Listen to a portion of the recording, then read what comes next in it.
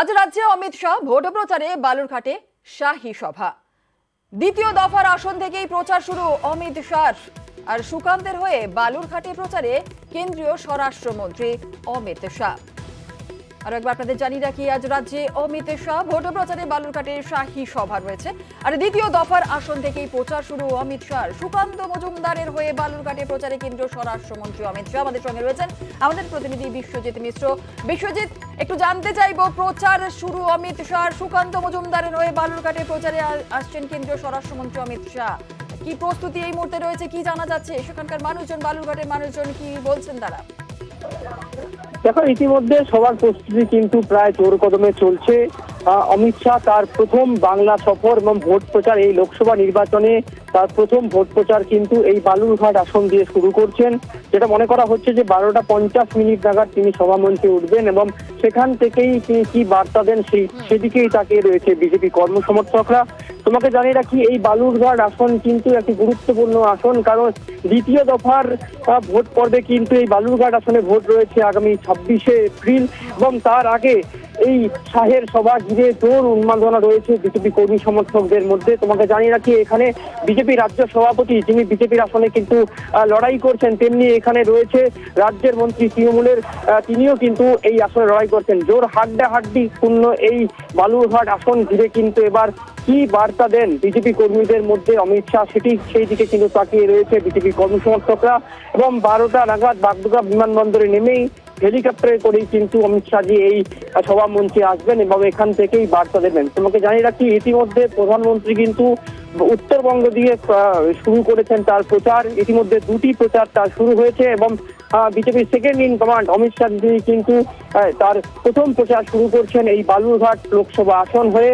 এবং কি বার্তা দেন সেদিকেই তাকিয়ে রয়েছে বিজেপি কর্মী সমর্থকরা।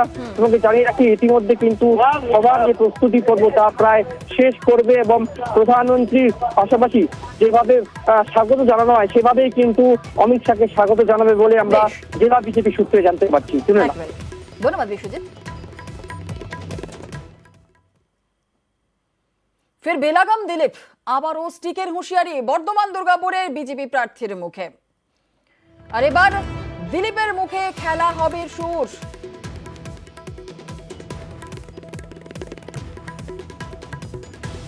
ফের বেলাগাম দিলীপ, আবারও স্টিকের হুঁশিয়ারি বর্ধমান দুর্গাপুরের বিজেপি প্রার্থীর মুখে। মনে হয় না বর্ধমানে এরকম উৎপাতের লোক আছে, আর থাকলে তাদের ঠান্ডা করার অন্য রাস্তা আমাদের আছে। তো সকালবেলা আমাকে একজন হাতে স্টিক দিল, আমি ঘুরছিলাম, সেটা আমার গাড়িতে আছে, দরকার হলে বার করবো। এবার দিলীপের মুখে খেলা হবে সুর। প্রচারে বেরিয়ে ভোটারকে আশ্বস্ত করতে গিয়ে চড়া সুর বর্তমান দুর্গাপুরের বিজেপি প্রার্থীর।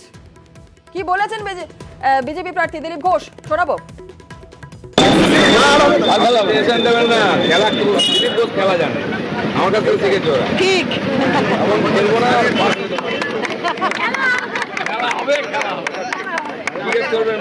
লোককে আর ওখানে যত গুন্ডা ছিল দিয়ে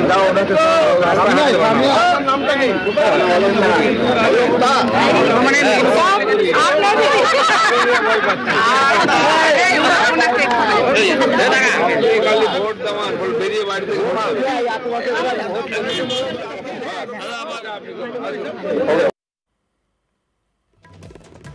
ফের বেলাগাম দিলীপ, আবারও স্টিকের হুঁশিয়ারি বর্ধমান দুর্গাপুরের বিজেপি প্রার্থীর মুখে। এই মুহূর্তে আমাদের সঙ্গে টেলিফোন লাইনে রয়েছেন তৃণমূল মুখপাত্র শান্তনু সেন।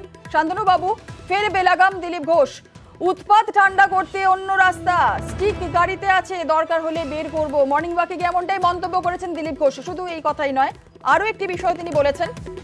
তিনি বলছেন খেলা হবে, এবার দিলীপের মুখে খেলা হবে সুর। প্রচারে বেরিয়ে ভোটারকে আশ্বস্ত করতে গিয়ে চড়া সুর চড়িয়েছেন বর্তমান দুর্গাপুরের বিজেপি প্রার্থী দিলীপ ঘোষ। কি বলবেন?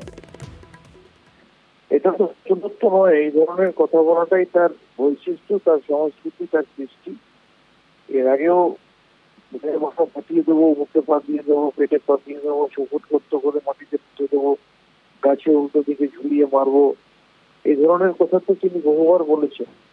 এই ধরনের হিংসাত্মক কথাবার্তা বলা, মহিলাদের আক্রমণ করা, মুখ্যমন্ত্রীকে আক্রমণ করা, এগুলো করেই তিনি রাজনৈতিকভাবে প্রাসঙ্গিক হয়ে থাকতে চান। তার কারণ তিনি অন্যভাবে রাজনৈতিক প্রাসঙ্গিকতা হারাচ্ছেন। তিনি নিজের জেতা কেন্দ্রে টিকিট পাননি, তার দলে তার অবস্থা খুব করুন, তিনি এই ধরনের কথা বলে রাজনীতিতে ভেসে থাকতে চান। তিনি যত এই ধরনের কথা বলবেন, বিজেপির ভোট বাক্সে ভোট তত কমবে, তৃণমূলের ভোট বাক্সে ভোট তত বাড়বে। কারণ এই ধরনের কথা বাংলার জনতা জনার্দন কখনোই সমর্থন করে। বেশ, ধন্যবাদ।